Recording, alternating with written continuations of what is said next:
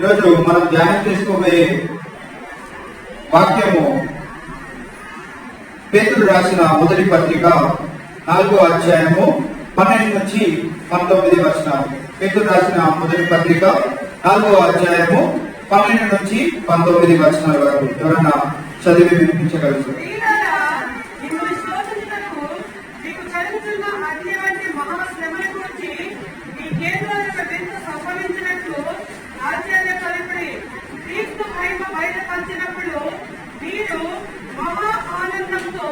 సంతోషించు నిమిత్తము క్రీస్తు శ్రమలో మీరు పాలువారయ్యుండగా సంతోషించుడి.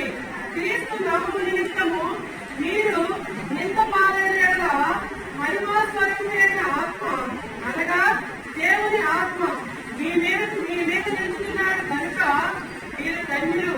మీలో ఎవరినో బలవంతుడుగా గాని, దొంగగా గాని, ధర్మాత్ముడిగా గాని, పరుల జోలికి పోవాడిగా గాని బాధ అనుభవింపతగదు. ఎవడైనను క్రైస్తవుడైనందుకు బాధ అనుభవించిన అతడు సిగ్గుపడక ఆవేదన బట్టి దేవుని మహిమపరచవలెను.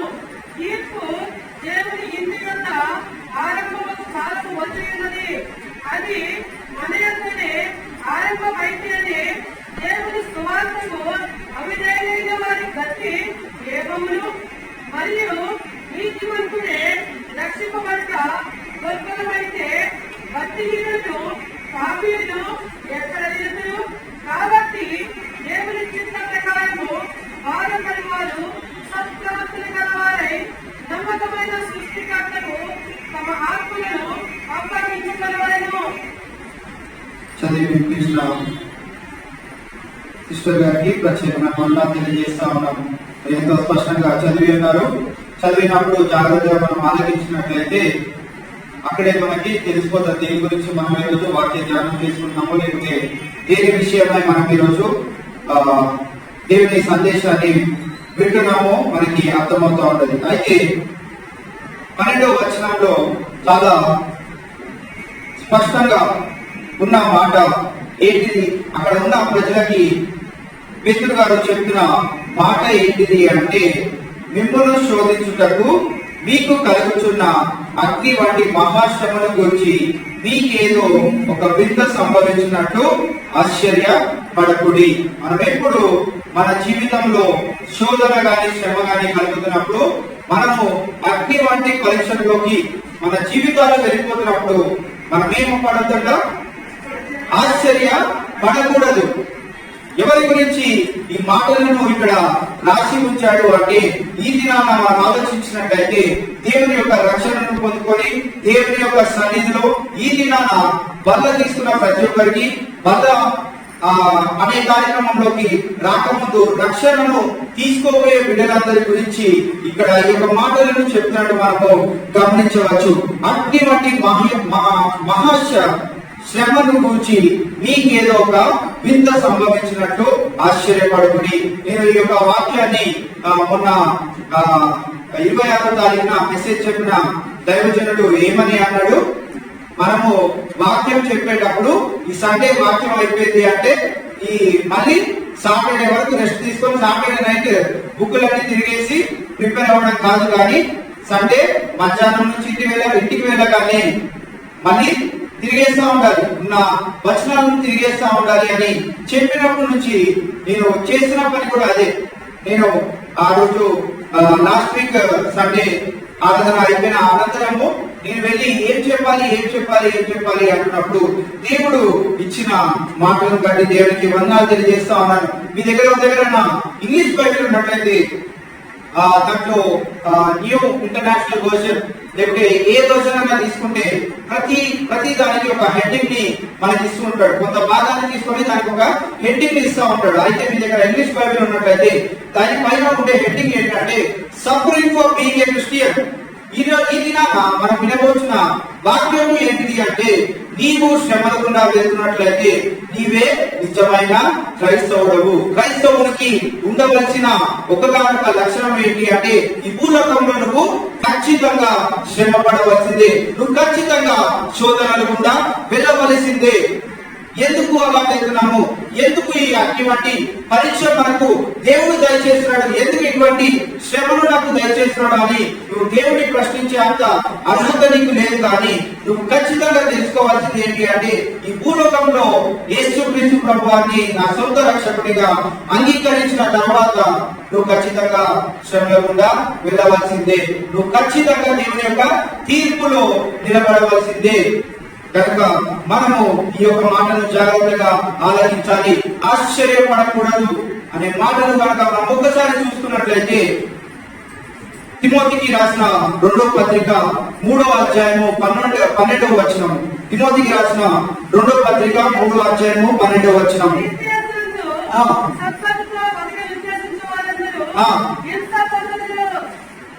ఎవ్వరూ ఆశ్చర్యపడని అవసరం లేదు. దేవుని యందు, యేసుక్రీస్తు ప్రభువారి యందు సత్ప్రవర్తన కలిగి జీవించాలనుకున్న ప్రతి ఒక్కరికి ఏం కలుగుతుందట? హింస కలుగుతుంది. మీరు అగ్ని లాంటి శ్రమలోకి, మహాశ్రమలోకి మీరు మీ జీవితంలో వెళ్ళిపోతున్నారు అని మీరు ఆలోచించుకున్నట్లయితే, ఈ దినాన దేవుని యొక్క వాక్యం స్పష్టంగా తెలియజేస్తుంది ఏంటి అంటే, నువ్వు అటువంటి పరిస్థితిలోకి వెళ్ళినప్పుడు ఆశ్చర్య పడనవసరమే లేదు. ఎందుకు అంటే, నువ్వు క్రీస్తులో నుండి సద్భక్తితో నీ యొక్క బ్రతకాలని ఉద్దేశించుకున్నట్లయితే నీకు ఖచ్చితంగా హింస కలుగుతూనే ఉంటది. ఎవరొకరి ద్వారా నీకు హింస కలుగుతూనే ఉంటది. నీ ఆఫీస్ లోనే నీకు హింస కలగవచ్చు, నువ్వు ఉంటున్న పక్కింటి వాళ్ళతో నీకు హింస కలగవచ్చు, నీ రిలేటివ్స్ తో నీకు హింస కలగవచ్చు. అన్నిటిలో నువ్వు ఏం చేయాలి అంటే, సహిస్తూ విశ్వాసమును కాపాడుకుంటూ జీవించడమే చాలా అతి ప్రాముఖ్యమైన జీవితం. క్రైస్తవుడికి ఉండవలసిన మొట్టమొదటి లక్షణము, అతి ప్రాముఖ్యమైన లక్షణము ఏంటి అంటే, నువ్వు విశ్వాసాన్ని ఏ పరిస్థితుల్లో కూడా కోల్పోదు. నువ్వు సంతోషంగా ఉన్న ప్రతిసారి నువ్వు విశ్వాసాన్ని కనపరుచున్నట్లయితే దేవుడు అసలు నిన్ను ప్రేమించడు, దేవుడు నిన్ను అసలు అంగీకరించడు. నువ్వు ఎప్పుడు ఎలా ఉండాలి అంటే, శ్రమల గుండా వెళ్తున్నప్పుడు కూడా దేవుణ్ణి ఇంకా ఎక్కువగా సంతోషించే బిడ్డగా ఉండాలి. అదే దేవుడు కోరుకుంటాడు. అటువంటి మహాశ్రమ నీకు ఎందుకు కలుగుతుంది అంటే, మరొకసారి చూసుకున్నట్లయితే, మొదటి పేతురు రాసిన ఇదే పత్రికలో 1వ అధ్యాయము 6-7 వచనాలు మనం జాగ్రత్తగా చూసినట్లయితే,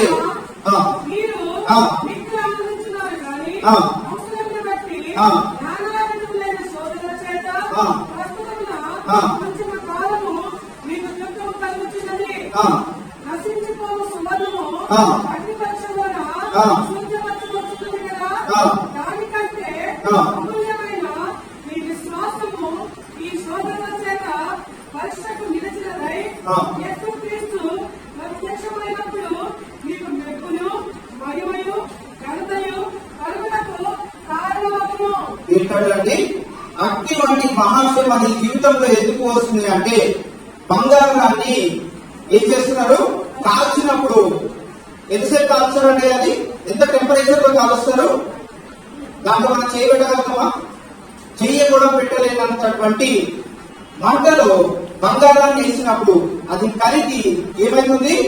ఈ దినాన మీరు మీ మెడలో వేసుకున్న మంచి నెక్లెస్ గా మారుతున్నాయి. మీరు మెడలో వేసుకున్న అదే ఎంత చక్కనటువంటి బంగారం మీరు ధరించారు అన్న రీతిగా అవి మారుతున్నాయి. అయితే వాటి యొక్క పాతస్య లేకుంటే వాటికే నిజంగా నోరున్నట్లయితే ఎంత గట్టిగా వస్తుండొచ్చు? బంగారానికి నిజంగా నోరున్నట్లయితే. ఎందుకు అంటే, మనము దోషులు వేసినప్పుడు చిన్నగా చూపు కాదని ఎంత అల్లాడిపోతా ఉంటాం. 2-3 రోజులు బంగారం రాయాల్సిందే. పరిగెట్టకుండా భర్తలే కానీ కొడుకులే కానీ మెడికల్ షాప్కి వెళ్ళి బంగారం తీసుకొచ్చి రాయాల్సిందే. అటువంటి మహాశ్రమను నువ్వు అనుభవించాల్సిందే. ఎందుకు నువ్వు అనుభవించాలి అంటే, నిన్ను శుద్ధ సువర్ణముగా, బంగారం కంటే విలువైన ఒక పాత్రగా నేను దేవుడు మలచాలని ఆశపడుతున్నాడు కనుక, నువ్వు అతిథిగా మారాలి అంటే ఏమి కొనసాగించాలి నీ జీవితంలో అంటే, నీ విశ్వాసాన్ని మెరుగుపరుచుకుంటా ఉండాలి. దేవుడు నీ విశ్వాసాన్ని పరీక్షించడానికి ఇటువంటి మహాశ్రమలకు గుండా నిన్ను తీసుకువెళ్తానే ఉంటాడు. ఈ మహాశోధనలో నుంచి నిన్ను తీసుకెళ్తానే ఉంటాడు. ఇటువంటి పరిస్థితి నాకు అవసరమా అనిపించే స్థితిలోకి నిన్ను తీసుకెళ్తా ఉన్నాడు కనుక, నువ్వు ప్రతి నిమిషము జ్ఞాపకం ఉంచవలసింది ఏంటిది అంటే, దేవుడు నన్ను నా విశ్వాసాన్ని పరీక్షిస్తూ అన్నాడు. నన్ను శుద్ధ సువర్ణముగా మార్చి బంగారం కంటే విలువైన పాత్రగా నన్ను మార్చాలనుకున్నాడు. కనుకనే నేను ఈ మహాశ్రమను పొందుకోవడానికి అర్హుడనే, నేను ఈ మహాశ్రమను పొందుకోవడానికి సిద్ధంగా ఉన్నాను అని నువ్వు ఎప్పుడైతే దేవుని పట్ల తీర్మానం తీసుకోగలుగుతావో దేవుడు ఎంతగానో సంతోషిస్తాడు. రెండోదిగా మనము 13వ వచనాన్ని గమనిద్దాం.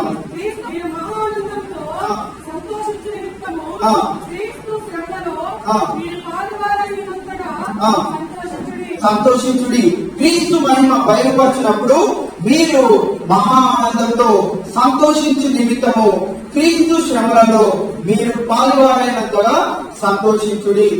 యాకోబు రాసిన మొదటి పత్రిక 2-3 వచనాల్లో మనము ఒకసారి గమనించినట్లయితే అక్కడ ఏమని ఉండదు.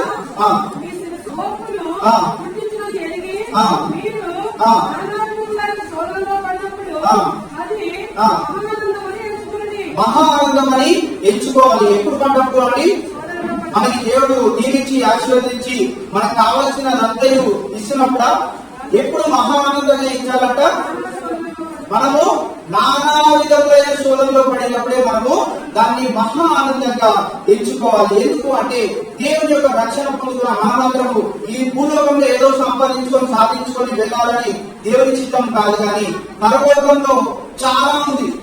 దానంతటినీ మీరు సంపాదించుకోవాలని చెప్పి మీరు వాటన్నిటిని స్వీకరించుకోవాలనేది దేవుడి చిత్తము కనుక మీరు నానా విధములైన శ్రమలుగా వెళ్తున్నప్పుడు అది మహా ఆనందంగా ఎంచుకోవాలని దేవుడి దినాన తెలియజేస్తా ఉన్నాడు. విశ్వాసాన్ని దేవుడు పరీక్షిస్తున్నాడు అంటే విశ్వాసానికి పరీక్ష దాన్ని ఏం తీసుకొస్తా ఉంటుంది? ఓర్పును కలిగిస్తుంది. మనం విశ్వాసం గుండా వెళ్తా ఉన్నప్పుడు మనకు దేవుడు ఏమో అనుగ్రహిస్తాడు అంటే పరీక్షించిన విశ్వాసము ద్వారా మనకు ఏమి కలుగుతుంది అంటే ఓర్పు కలుగుతుంది. అది దేవుడి దగ్గర నుంచి మనకి వస్తా ఉంటది. ఇంత మహాశ్రమను నేను అనుభవించగలుగుతానా, నాకు ఉద్యోగం లేదే, నాకు చదువు సరిగ్గా రావట్లేదు, నేను ప్రతిసారి ఫెయిల్ అయిపోతున్నానే, నా జీవితం ఫెయిల్ అయిపోతుంది, లేకుంటే నా కూతురికి మ్యారేజ్ చేయలేకపోతున్నాను, నా కొడుకుకి మ్యారేజ్ చేయలేకపోతున్నాను, ఈ నడుపులో సాధించలేకపోతున్నాను అని నువ్వు ఎప్పుడు చింతించిన అవసరం లేదు. ఎందుకంటే దేవుడు నీకు నీ యొక్క విశ్వాసానికి పరీక్ష పెడుతున్నాడు.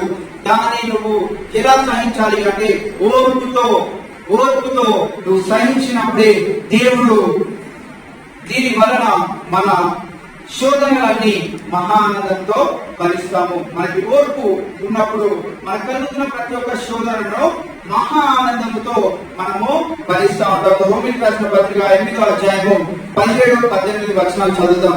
రోమిలకు రాసిన పత్రిక 8వ అధ్యాయము 17-18.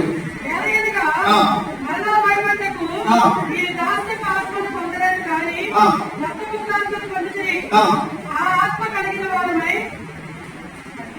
8-17-18 మనకు పిల్లలమైతే వారసులము, దేవుని వారసులము, క్రీస్తుతో కూడా మహిమపొందుటకు ఆయనతో శ్రమపడేలా క్రీస్తు తోటి వారసులము. ఓర్పు నిన్ను ఏ దారిలో తీసుకెళ్తా ఉంటది అంటే క్రీస్తు తోడి వారసులుగా నిన్ను మారుస్తుంది. విశ్వాసంగా దేవుడు పరీక్షిస్తూ నీకు ఓర్పును దయచేసిన తర్వాత నువ్వు ఆ ఓర్పుతో నీ జీవితాన్ని ముందుకు కొనసాగించినట్లయితే, అటువంటి పరీక్షలు నీ జీవితంలో వస్తున్నా గానీ నువ్వు ఓర్పుతో కొనసాగించినట్లయితే దేవుడు నిన్ను ఏం చేస్తాడు అంటే క్రీస్తుతోడి వారసునిగా నిన్ను చేస్తాడు. క్రీస్తుతో ఏకంగా క్రీస్తు ఎలా అయితే దేవుడికి కుమారుడుగా ఉన్నాడో నేను కూడా అటువంటి స్థితిని పొందుకోగలుగుతామని దేవుని యొక్క వాక్యం తెలియజేస్తుంది కనుక అందుని బట్టి మనము సంతోషించాలి. మనకు కలుగుతున్న శ్రమను బట్టి మనము మహా ఆనందంగా దాన్ని ఎంచుకున్నప్పుడు దేవుడు ఎంతగానో సంతోషించి క్రీస్తుతోడి వారసునిగా నన్ను దేవుడు చేసుకోవడానికి సిద్ధంగా ఉన్నాడు కనుక మనం అట్టి రీతిగా మన జీవితాన్ని జీవించాలని కోరుకుంటా ఉన్నాం. 14వ వచనానికి లేదా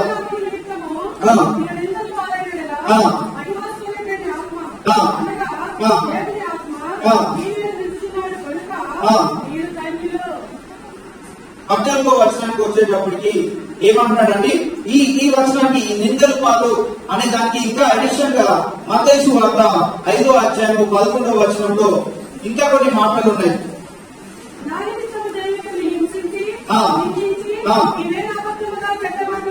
ఏమేం చేస్తారంట అండి? నిందలే కాకుండా ఏమేం చేస్తారు?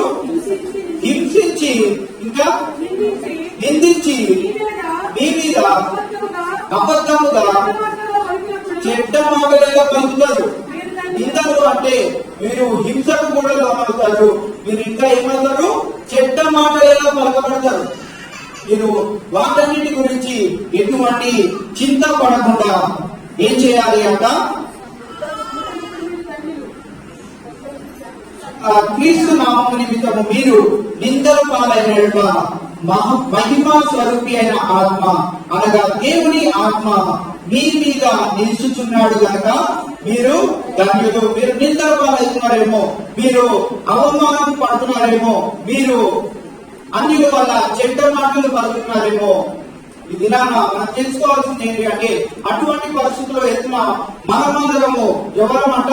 దేవుడి దృష్టిలో ధన్యులము, దేవుడి దృష్టిలో రివార్డు పొందుకుంటున్నాడు.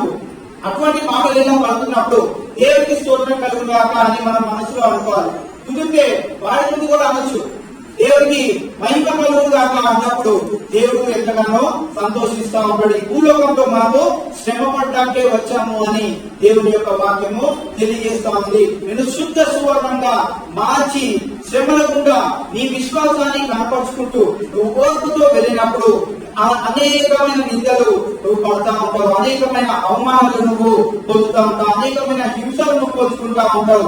అబద్ధమైన చెడ్డ మాటలు ఎలా అన్యులు నీ పైన కలుగుతా ఉంటారు. అయితే అటువంటి పరిస్థితిలో గుండా నువ్వు వెళ్తున్నట్లయితే నువ్వు ఎవరివి అంటే నువ్వు దేవుని దృష్టిలో ధన్యుడవు. ఎందుకంటే మహిమా స్వరూపియకు ఆత్మ అంటే దేవుని ఆత్మ నీ పైన అల్లాడుతా ఉంది కనుక అటువంటి స్థితిలో నువ్వు ఉన్నప్పుడు నేను ధన్యుడను అని నువ్వు ఈ మాటను గుర్తు చేసుకోవాలని కోరుతా ఉన్నాను. 15, 16 వచనాలకి మనము వెళ్ళినట్లయితే మీలో ఎవడునో నరహంతకుడుగా గాని, దొంగగా గాని, దుర్మార్గుడుగా గాని,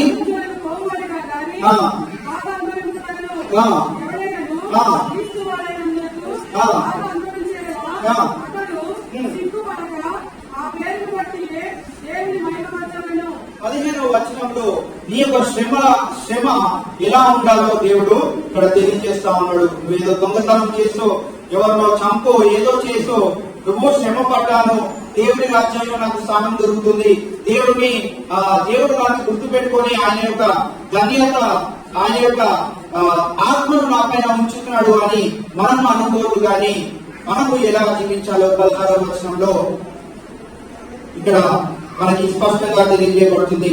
ఎవడైనా నువ్వు క్రైస్తవుడైనందున బాధ అనుభవించిన ఎడల అతడు సిగ్గుపడక, నువ్వు బాధపడుతున్నట్లయితే నీ జీవితము అల్లకల్లోలంగా అయిపోతుంది అని నువ్వు ఏమైనా చింతిస్తున్నట్లయితే నువ్వు సిగ్గుపడక ఆ పేరుని బట్టి దేవుని మహిమపరచాలి. నువ్వు అనేకల మధ్యలో ఉంటూ నువ్వు సిగ్గు పాలైపోయినప్పుడు నీ జీవితము ఏట్లా విడిగా జీవిస్తున్నాడని నలుగురు అనుకున్నప్పుడు నువ్వు బాధపడనక్కర్లేదు. కానీ ఆ పేరుని బట్టి దేవుని మహిమపరచాలి.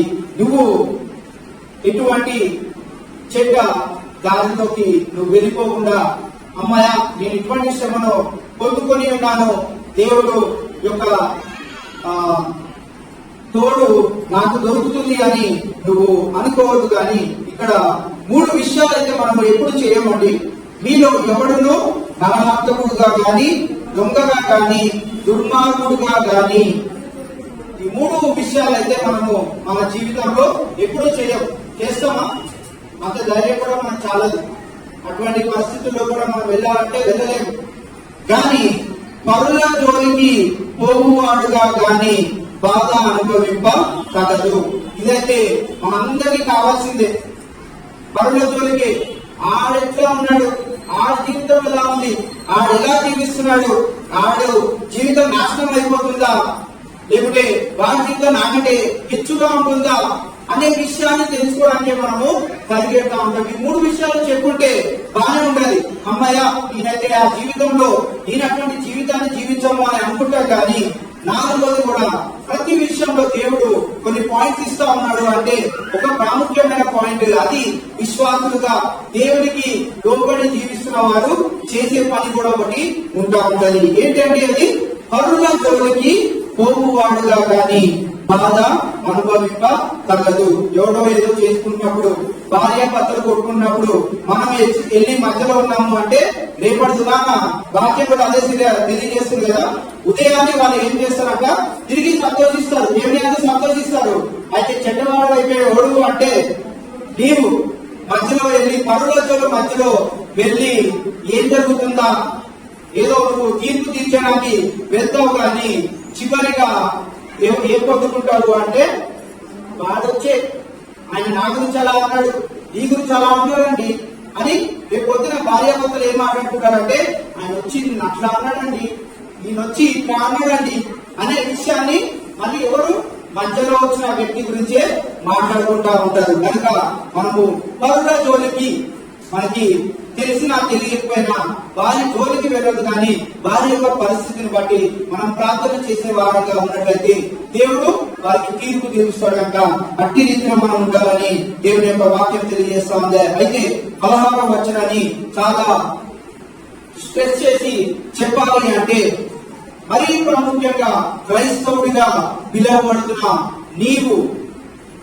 నీ క్యాస్ట్ సర్టిఫికేట్ లో క్రిస్టియన్ ఉందేమో, లేకపోయినా పర్వాలేదు, కానీ క్రైస్తవుడిగా నువ్వు ఉన్నప్పుడు నీవు జీవించవలసిన, ఈ భూలోకంలో జీవించవలసిన జీవితము ఎలా ఉండాలో ఇక్కడ 16వ వచనంలో స్పష్టంగా మనకు తెలియజేయబడుతుంది. బాగా అనుభవించిన ఎడల అతడు సిగ్గుపడక, మనము అయ్యో నేను క్రైస్తవుడు అయిపోయాను కనుక నాకు గవర్నమెంట్ జాబ్ దొరకలేదు, నాకు మంచి స్థితి వచ్చేది కానీ నాకు అది దొరకకుండా పోయింది అని చాలా సందర్భాల్లో చాలా మంది అనుకుంటానే ఉంటారు కదండి.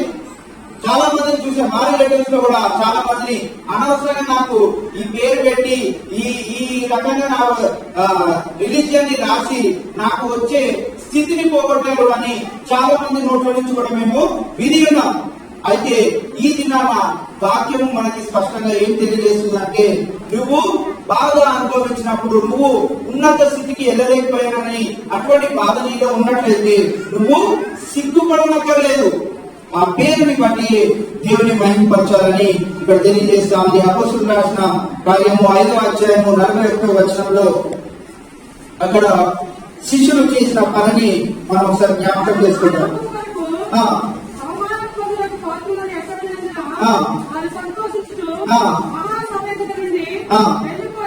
అక్కడ మనం గమనించినట్లయితే అక్కడ శిష్యులు ఏం చేశారు అంటే, వారికి కలిగిన పరిస్థితిని బట్టి అరే ఏంట్రా బాబు అనవసరంగా ఈ దాంట్లోకి వచ్చామే అనుకోలేదు, కానీ మరి ఏం చేశారంట, సంతోషించి వారి జీవితంలో ఇటువంటి పరిస్థితులు కూడా మేము వెళ్తున్నందుకు మాకు ఎటువంటి సిగ్గు అవసరం లేదు, కానీ మేము ఇటువంటి పరిస్థితులు కూడా వెళ్తున్నాం కాక దేవునికి మహిమ కలుగు కాక అదే మాకు సంతోషం అని వారు ఎంచుతూ అక్కడ వారి యొక్క ప్రయాణాన్ని కొనసాగించినట్టు చూడవచ్చు. దాని తర్వాత వచనాన్ని మనం చూసుకున్నట్లయితే వారు మునుపటి కంటే వారు పైన చూసుకున్నట్లయితే చాలా దెబ్బలు అనుభవించి వారు ఆ యొక్క పరిస్థితుల నుంచి బయటకు వచ్చారు. దాని తర్వాత ఈ 41వ వచనానికి వచ్చేటప్పటికి వారు దాన్ని బాధగా ఎంచలేదు, కానీ చాలా సంతోషంగా దాన్ని స్వీకరించారు. తర్వాత వచనానికి వెళ్ళేటప్పటికి వారు మునుపటి స్థితి కంటే అత్యధికంగా వారి యొక్క సేవను ముందుకు కొనసాగించారు. ఏం చేశారు ఒకసారి చదువుదాం.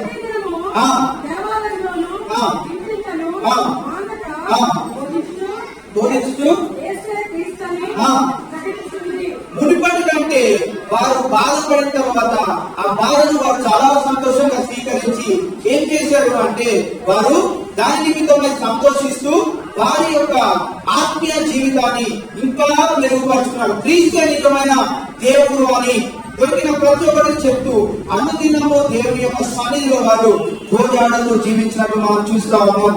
అదే విధంగా యోహాను రాసిన మొదటి పత్రిక 2వ అధ్యాయము 28వ వచనంలో మనం ఒకసారి చూసుకున్నట్లయితే,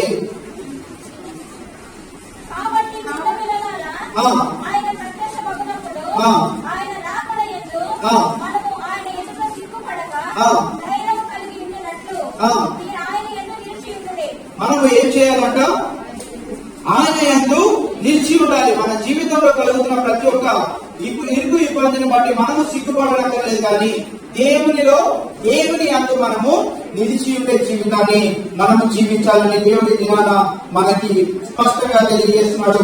17వ వచనంలోకి వెళ్ళినట్లయితే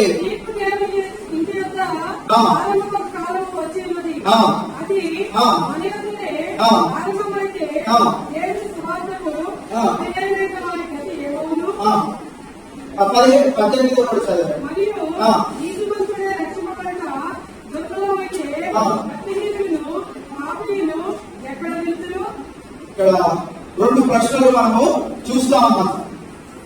రక్షణ పొందుకున్నాము, మన పని అయిపోయింది, యేసుక్రీస్తు ప్రభువారు మనల్ని పిలిచినప్పుడు సంఘంగా ఎత్తబడతాము, మధ్యాకాశానికి మనం అందరం ఎత్తబడతాము అని భావిస్తున్నట్లయితే ఈ దినాన ఈ యొక్క వచనం నుంచి మనము కొన్ని విషయాలను తెలుసుకుందాం. తీర్పు దేవుని ఇంటి యొద్ద ఆరంభమగు కాలము వచ్చి ఉన్నది, అది మన యొద్దనే ఆరంభమైతే. దీన్ని బట్టి మనం ఏం అర్థం చేసుకోవచ్చు? ప్రతి ఒక్కరికి ఖచ్చితంగా తీర్పు తీర్చబడుతుంది. రక్షింపబడినా రక్షింపబడకపోయినా తీర్పు ఖచ్చితంగా తీర్పు తీర్చబడే ఆ గుంపులను ఉంటావు. అయితే మనము ఈ యొక్క మాట నుంచి తెలుసుకోవాల్సింది ఏంటి అంటే, కొరింథీయులకు రాసిన 2వ పత్రిక 5వ అధ్యాయము 10వ వచనంలో అక్కడ ఒక మాట ఉంటుంది.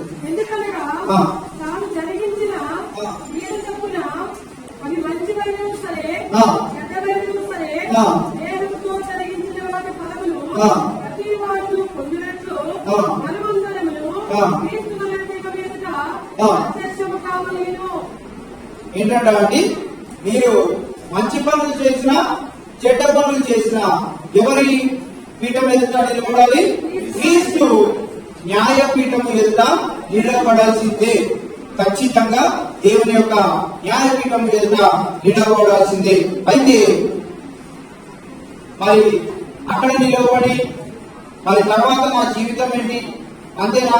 నేను తెలిసి తెలియక రక్షణ పొందుతున్నా కానీ కొన్ని తప్పులు చేయొచ్చని, కొన్నిసార్లు నా కోపాన్ని తగ్గించుకోలేకపోయాని, కొన్నిసార్లు అవిశ్వాసం కలిగి నేను జీవిస్తా ఉన్నాను, కొన్నిసార్లు దేవుడికి ఇష్టం లేని జీవితాన్ని కూడా నేను జీవిస్తా ఉన్నాను.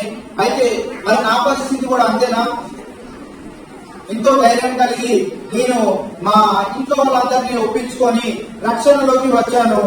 మరి ఇప్పుడు నా కూడా తీర్పు అంటే నేను కూడా మరి దేవుడికి ఇష్టం లేని బిడ్డగా చాలా సార్లు జీవించాను కదా, నేను కూడా మరి నరకానికే వెళ్ళిపోతానా అనే సందేహం ఎవరిలోనా ఉన్నట్లయితే మనము జాగ్రత్తగా గమనించవలసింది ఏంటి అంటే, దేవుని యొక్క తీర్పు, క్రీస్తు ప్రభువారి యొక్క తీర్పు మన పైన కూడా ఉంటది. కానీ అయితే అక్కడ చిన్న వ్యత్యాసము ఏంటిది అంటే, మనము రక్షింపబడ్డ మనకు ఏంటిది అంటే, దేవుడు మనల్ని సంఘంగా ఎత్తబడినప్పుడు మధ్యాకాశానికి మనం వెళ్తాం.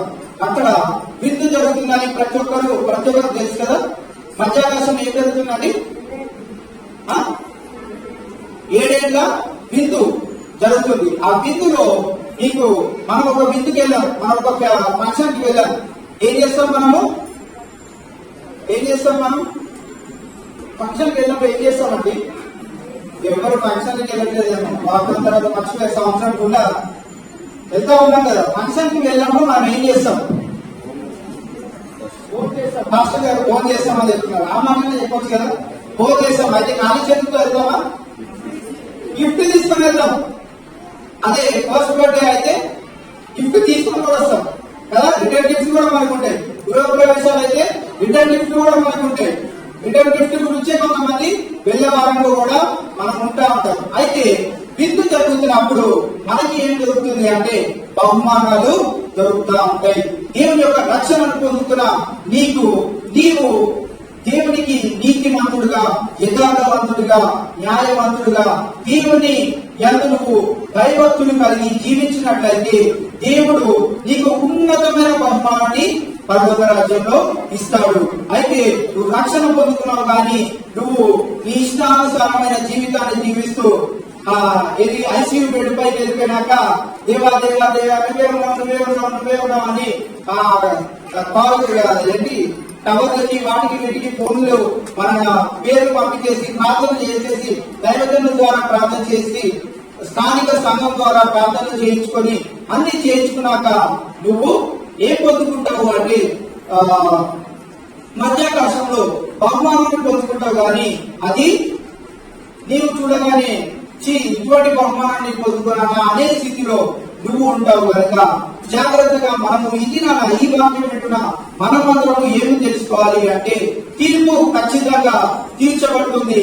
అయితే నీవు మధ్యాకాశానికి ఎత్తబడినప్పుడు నీ బహుమానము గొప్పదిగా ఉంటుందా, తక్కువదిగా ఉంటుందా, లేకపోతే మధ్య దానిగా ఉంటుందా అనే విషయాన్ని నువ్వు గుర్తుపెట్టుకోవాలని మీకు తెలియజేస్తా ఉన్నాను. హెబ్రీయులకు రాసిన పత్రిక 10వ అధ్యాయము 31 వచనాలను మనము చూసుకున్నట్లయితే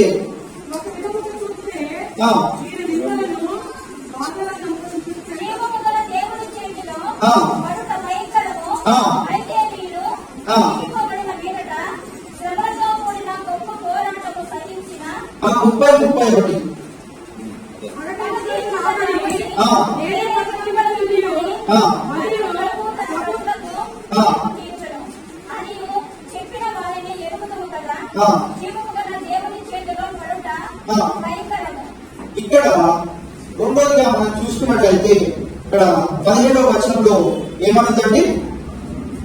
తీర్పు దేవుని ఇంటి యొక్కనే ఆరంభమగు కాలము వచ్చి ఉన్నది, అది మన యొక్కనే కాలము ఆరంభమైతే దేవుని సువార్తకు అవిధేయులైన వారి గతి ఏమవును అనే సంగతి చెప్పాలి.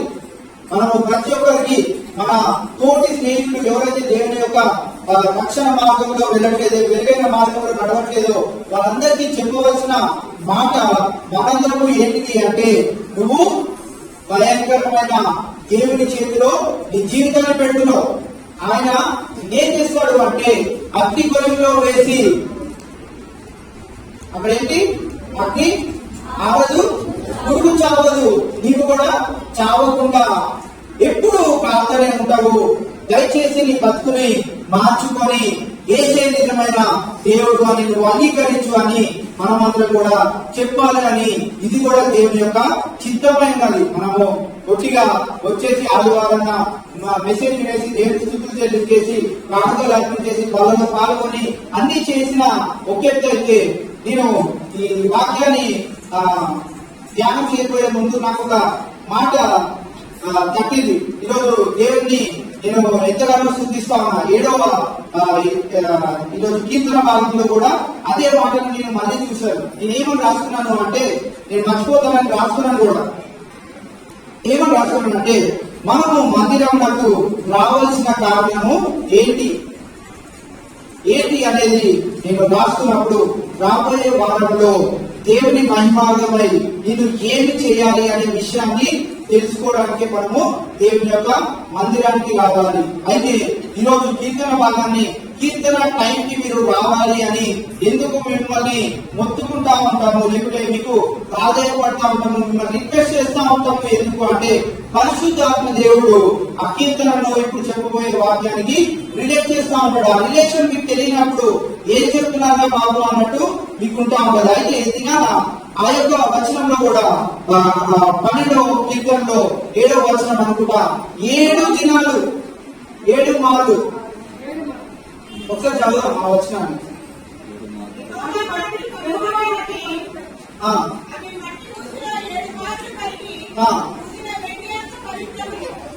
ఆనందంగా ఎంతో చక్కగా దాన్ని వివరించాడు. 7 మార్లు అంటే 7 దినాలు. వారంలో 7 దినాలండి, 7 దినాలు.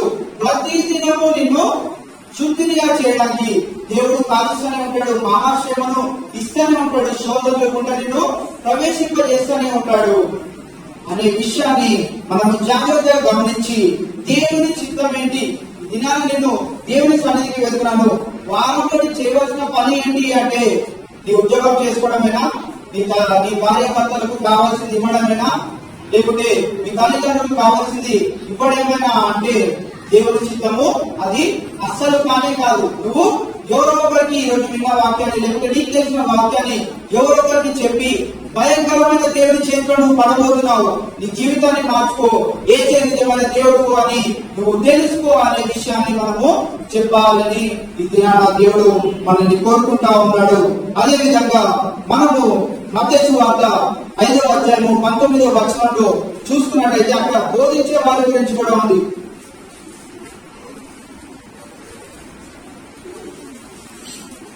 మత్తయి సువార్త 5:19. కాబట్టి ఈ ఆజ్ఞలో మీకు అనుకూలమైన ఒకదానినైనను మీరు మనుషులకు అలాగు చేయ బోధించువాడు ఎవడో వాడు పరలోక రాజ్యంలో మీకు అభిప్రాయములను, అయితే వాటిని గైకొని బోధించువాడు ఎవడో వాడు పరలోక రాజ్యంలో గొప్పవాడెవడు. బోధించే వారికి కూడా మంచి తీర్పే తీర్చబడుతుంది. బోధించేశాను, నా పని అయిపోయింది, మీకు చెప్పాల్సిన పనులు కూడా నేను చెప్పేశాను అని నేను వదిలేయడం కాదు. కానీ వదిలేస్తే ఎవరంటే వాళ్ళు అల్పులుగా దేవుని రాజ్యంలో వారు పిలువబడతారు. అయితే ధన్యకరమైన జీవితాన్ని బోధిస్తున్న వారు కూడా పొందుకోవాలి. లేకపోతే దేవుని రాజ్యంలో ఏమన్నదంటే ఒకసారి దైవని బోధించువాడు ఎవడు వాడు పరలోక రాజ్యంలో ఎవరు అనబడతాడు? గొప్పవాడు అనబడతాడు. ఇందులో కూడా చెప్పాం కదా, హైరార్కీస్ ఉన్నాయి. మనం పరలోక రాజ్యానికి వెళ్ళగానే అందరూ బంగారు వీధిలో తిరగము. ఈ వాక్యాన్ని బట్టి అంటే నేను పరలోక రాజ్యానికి వెళ్ళొచ్చాను, నేను తిరిగి వచ్చాను అని చెప్పట్లేదు. కానీ దేవుని యొక్క వాక్యాన్ని బట్టి మనం ఒకసారి జాగ్రత్తగా గమనించినట్లయితే ఒకడు ఏం పొందుకుంటున్నాడు? ఒకడు అల్పుడు అనబడుతున్నాడు, ఇంకొకడు గొప్పవాడు అనబడుతున్నాడు. అందరూ ఒకే రీతిగా అక్కడ అనబడట్లేదు. ప్రతి ఒక్కరికి ఒక హైరార్కీ ఇవ్వబడుతుంది. బోధించేవాడు తాను బోధించేసి ఆ జీవితాన్ని జీవించలేకపోతే వాడు అల్పుడుగా దేవుని యొక్క రాజ్యంలో పిలువబడతాడు. అయితే గొప్పవాణిగా నువ్వు పిలువబడాలంటే నువ్వు బోధించిందే నీ జీవితంలో చూపిస్తూ, నువ్వు పాటిస్తూ, నువ్వు మోకరించి ప్రార్థన చేయాలని చెప్పినప్పుడు నీకే మోకాలు వేయలేకపోతే నీకు ఏంటి అల్పమైన వాడిగా నువ్వు దేవుని రాజ్యంలో పిలువబడతాడు. కనుక బోధిస్తున్న ప్రతి ఒక్కరము జాగ్రత్తగా గమనించవలసింది ఏంటి అంటే మనం బోధన చేసేటప్పుడు అది దేవుని రాజ్యంలో గొప్పదిగా ఉంటుందా, అల్పమైనదిగా ఉంటుందా అనేది మనము పరీక్షించుకుంటూ తెలుసుకుంటూ మన జీవితాన్ని ముందుకు కొనసాగించాలి అని దేవుని చిత్తమైనది. అట్టి రీతిగానే మనం కూడా జీవించాలి అని దేవుడు కోరుకుంటా ఉన్నాడు. కనుక చివరిగా 19వ వచనాన్ని మనము చూసుకునే ఒక వాక్య ధ్యానాన్ని ముగించుకుందాం. కాబట్టి దేవుని చిత్త ప్రకారము బాధపడేవారు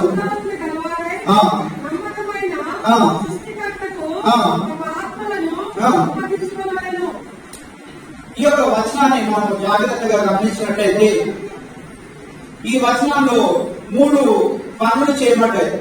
ఆ పనులు ఎవరు చేస్తారో ఎవరు చెప్పగలుగుతారా? ఆ పని కూడా అంటే సరే, ఆ 3 పనులు ఏంటో కూడా నేను చెప్తాను. మొట్టమొదటిగా దేవుని చిత్త ప్రకారము బాధపడ్డారు. రెండోదిగా సత్ప్రవర్తన కలిగి జీవించారు. మూడోదిగా తమ ఆత్మను అప్పగించుకున్నాడు.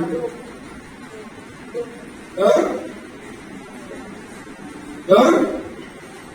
యేసుక్రీస్తు ప్రభువారే అటువంటి త్యాగాన్ని చేసిన దేవుడు. ఏం చేశాడు మన యేసుక్రీస్తు ప్రభువారు అంటే లూకా సువార్త 23వ అధ్యాయము 46వ వచనము 7వ మాట మనకి నోవా గారు మనకి బోధిస్తూ ఉంటారు.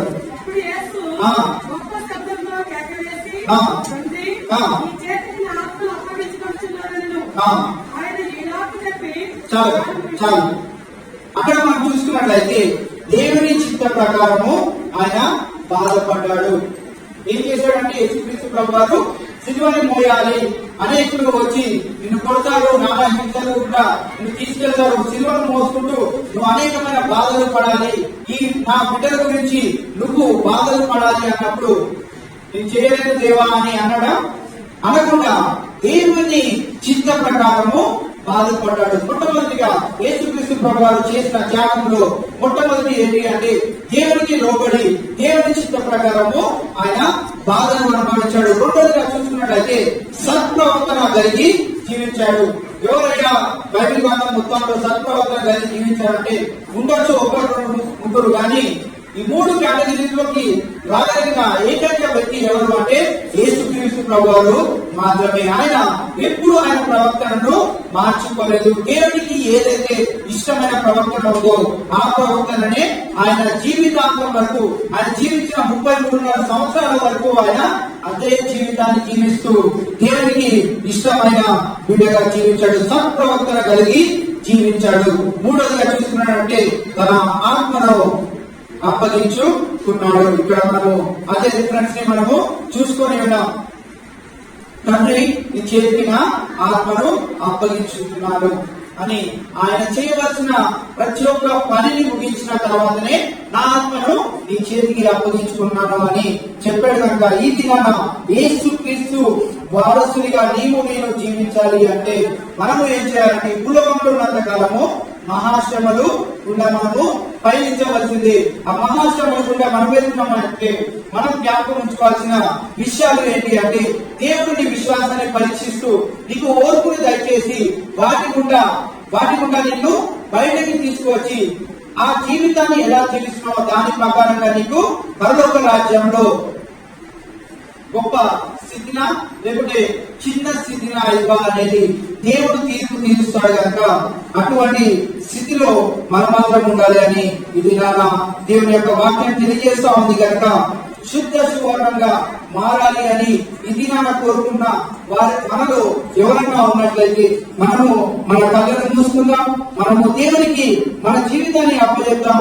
దేవా నా జీవితాన్ని మార్చు, శుద్ధ సువర్ణంగా దాన్ని కడుగు, చెక్కు, పవిత్రపరచు అని మనము దేవుని బాధల చింత మనము ప్రార్థించబడదాం. దేవుడు నీ విశ్వాసాన్ని పరీక్షిస్తున్నప్పుడు ఆయన నీకు ఓర్పును కూడా దయచేస్తాడు. కనుక నీకు ఉన్న ప్రతి ఒక్క శ్రమను మహా ఆనందంగా నువ్వు భావించాలి అని దేవుని చిత్తమై ఉంది. దేవుని యొక్క సువార్తను అనేకులకు మనము తెలియజేసే వారుగా భయంకరమైన దేవుని చేతిలో వారు పడిపోకుండా వారు కూడా దేవుని యొక్క కుడిపార్శ్వన మనతో పాటు జీవించే జీవితాన్ని మన తోటి సహోదరులకు సహోదరులకు మన చుట్టూ ఇరుపొరుగు వారికి కూడా మనము దయచేసే రీతిగా మన జీవితాన్ని మలుచుకోవాలని కోరుకుంటా ఉన్నాను. ప్రతి ఒక్కరము మన కళ్ళు మూసుకుందాం, తలలు వచ్చుకుందాం. మోకరించగలిగిన వారు మోకరిద్దాం. మన దేవుని పాదాల చింత అడుగుదాం. దేవా నువ్వు ఇస్తున్న మహాశ్రమను బట్టి నీకే వందనాలు దేవా. ఈ అగ్నిగుండంలో ప్రభా నన్ను వేసి బంగారం కంటే విలువైన ఒక గొప్ప పాత్రగా నన్ను మలుస్తున్నందుకు నీకు వందనాలు అని చెప్తాం. ఈ జీవితాన్ని బట్టి నీకే వందనాలు అని దేవునికి చెబుదాం. దేవుని మహిమా స్వరూపి అయిన ఆత్మ మనపైన ఉంటుంది కనుక మనం ధన్యులము అని ఆ యొక్క మాటను కూడా మనం గుర్తు చేసుకున్నాం. దొంగతనంగా కానీ దేవునికి ఇష్టం లేని పనులుగా కానీ పరుల జోలికి మనం వెళ్లకుండా అది ఒక శ్రమగా మనం భావించకుండా దేవుని యొక్క మాటను అనేకులకు చెబుతున్నప్పుడు ఆ యొక్క మాటను బట్టి మనం పొందుతున్న శ్రమను బట్టి మనము సిగ్గుపడకుండా ఆ పేరును బట్టి దేవుని మనం మహింపలుతాం. ఇదిగో దేవా ఈ హృదయం, ఇదిగో దేవా ఈ మనసు, ఇదిగో దేవా ఈ దేహం, ఈ నీతో చుమా పరిశుద్ధాత్మతో చుమా, ఈ నీతో చుమా పరిశుద్ధాత్మతో చుమా. పలికి రాని దీగలున్నవి, ఫలమివ్వ ఆడుచున్నావి పనికి రాని తీగలున్నవి ఫలమివ్వా ఆడుచున్నావి ఫలించే ఆశ నాకుంది ఈ నీతో కాల్చుమా పరిశుద్ధ ఆదితో కాల్చుమా ఈ ఆదితో కాల్చుమా పరిశుద్ధ ఆదితో కాల్చుమా. పరిశుద్ధుడా ముందు దర్శకొని ఆడబడుతున్న మా తండ్రి మీకే వందనాలు ఇస్తున్నాం ప్రభా. దినాన్ని ప్రభా యొక్క పునరుద్ధరణకు ఆదివారం ప్రభావం మనందరినీ సతిరీతిలో ఉంచి ప్రభా మీ యొక్క సన్నిధానానికి ప్రభావం అందరూ రావడానికి నువ్వు ఇచ్చిన ఈ యొక్క అవకాశాన్ని బట్టి ధన్యతను బట్టి నీకే వందనాలు స్తోత్రం ప్రభా. ఈరోజు ఆరాధన అంతట్లో ప్రభా నీవి ఉండి ప్రభా మా మధ్యన సంచరిస్తూ ప్రభా నీ మహిమాగమై ప్రభా ఈరోజు కూడికని జరిగించుకున్నామని మేము నమ్ముచిన దేవానికి వందనాలు స్తోత్రం ప్రభా. ఇప్పుడు ప్రభా ఉన్న వాక్యాన్ని బట్టి ప్రభా ఎవరెవరైతే ప్రభా ఈ యొక్క మహాశ్రమను ప్రభా స్వీకరించాలని ప్రభా ఈ మహాశ్రమను కూడా వెళ్తున్నప్పుడు ప్రభా వారి జీవితాన్ని ప్రభా సిగ్గుపరచకుండా ప్రభా వారి జీవితాన్ని ప్రభా ఒక ధన్యకరమైన జీవితంగా భావిస్తూ ప్రభా ఈ యొక్క తీర్పులో నిలబడినప్పుడు ప్రభా గొప్ప వారంగా ఉండడానికి ప్రభా అటువంటి స్థితిని మా అందరికీ దయచేయమని ప్రార్థన చేస్తున్నాం దేవా. నీకే వందనాలు స్తోత్రం ప్రభా. క్రీస్తు ప్రభువారు ప్రభా క్రీస్తు యేసు కలిగిన ఈ మనసు మీరు కూడా కలిగి ఉండి అని తెలియజేసిన రీతిగా ప్రభా మరి యేసుక్రీస్తు ప్రభువారు ప్రభా నీ చిత్త ప్రకారం బాధపడి ప్రభా సత్ప్రవర్తన కలిగి ప్రభా ఆయన జీవించి ఉన్నాడు దేవా. చిట్ట చివరిగా ప్రభా ఆయన యొక్క ఆత్మను నీకు అప్పగించుకున్నాడు దేవా. అటువంటి జీవితము మేము కలిగి ఉన్నట్లయితే ప్రభా మమ్మల్ని కూడా ప్రభా కలిగి ఉండకపోయినట్లయితే ప్రభా మేము ప్రభా ఈ దినాన్ని సరి చేసుకోవడానికి మీ యొక్క పాదాల చెంత మొదలుపెట్టుకున్నాం దేవా. మా జీవితాన్ని మార్చండి, నీకు ఇష్టానుసారమైన జీవితాన్ని జీవించలాగా ఈ యొక్క కృప మమ్మల్ని మెండుగా ఉంచమని ప్రార్థన చేస్తున్నాం. ఈ అగ్నితో ప్రభా మా జీవితాలను కాల్చమని ప్రార్థన చేస్తున్నాం. మేము విన్న వాక్యాన్ని ప్రభా గట్టిగా వదిలేయకుండా ప్రభా మేము ప్రభా నశించిపోతున్నామా బంధుమిత్రులకు ప్రభా వారికి కూడా తెలియజేసి ప్రభా భయంకరమైన నీ చేతుల్లో మా జీవితాలు పడకుండా మా బంధుమిత్రుల జీవితాలు పడిపోకుండా ప్రభా మేము వారిని కూడా ప్రభా నీ యొక్క కుడిపార్శ్వన కూర్చోబెట్టే రీతిగా ప్రభా మా జీవితాన్ని మా బంధుమిత్రుల జీవితాన్ని కూడా ప్రభా వారిని కూడా ప్రభా నీ యొక్క రాజ్యం వైపు మలుచులాగా ప్రభా మేము అటువంటి జీవితాన్ని నీ చిత్తానుసారమైన జీవితాన్ని జీవించు భాగ్యాన్ని మా అందరికీ దయచేయమని ప్రభా తలలు వంచి ప్రభా నీకు మొరపెట్టుకుంటా ప్రతి ఒక్క బిడ్డను ప్రభా వారి యొక్క మనవిని ఆలోచించండి ప్రభా. వారికి ఉన్న ప్రతి ఒక్క సమస్య నుండి విడుదలను దయచేసి ప్రభా వారు ప్రభా ఆ యొక్క సమస్యను ప్రభా మహా ఆనందంతో ప్రభా నీ కొరకై జీవించే గొప్ప జీవితాన్ని వారందరికీ దయచేయమని ప్రార్థన చేస్తూ ఇంతవరకు ప్రభా నీ యొక్క సన్నిధిని మా పైన ఉంచి ప్రభా వాకులను విన్న ప్రతి ఒక్కరి జీవితాల్లో ప్రభా యొక్క వాకులను ఫలించి అభివృద్ధి పరిచే విధంగా ప్రభా వారి జీవితాన్ని ఉంచడానికి నీ యొక్క సహాయం తెచ్చేది. ఈ యొక్క వాకులను ప్రభా దొంగడు ప్రభా మరి సాతానుడు ప్రభా దొంగలించకుండా ప్రభా నీ యొక్క కుప్పచాటు బిడ్డలందరినీ వారమంతా భద్రపరిచి ప్రభా వారి కాచి కాపాడి సంరక్షించి ప్రభా విన్న వాక్యాన్ని ప్రభా మేము వదిలేసే వారంగా ఉండకుండా ప్రభా మేము దాని యొక్క రీతిని బట్టి ప్రభా మేము మా జీవితాన్ని మా ప్రవర్తనను ప్రభా నీ యొక్క కుమారుని యొక్క జీవితాన్ని వలె ప్రభా మేము మలుచుకొని ప్రభా నీకు ఇష్టానుసారమైన జీవితాన్ని మేము జీవించే గొప్ప భాగ్యాన్ని ధన్యతను మా అందరికీ దయచేస్తానని నమ్మచ్చు. ఇంతవరకు ప్రభా మీరు మా జీవితాల్లో చేసిన ప్రతి ఒక్క మేలును బట్టి నీకే నికృతంతో మరి ఒకసారి లెక్కలేనటువంటి వందనాలు స్తోత్రం తెలియజేసుకుంటూ సమస్త ఘనత మహిమ నీకే ఆరోపిస్తూ ప్రార్థన ప్రవేశం అడిగి పెట్టుకుంటున్నాం. దేవుడి కొద్ది మాటలు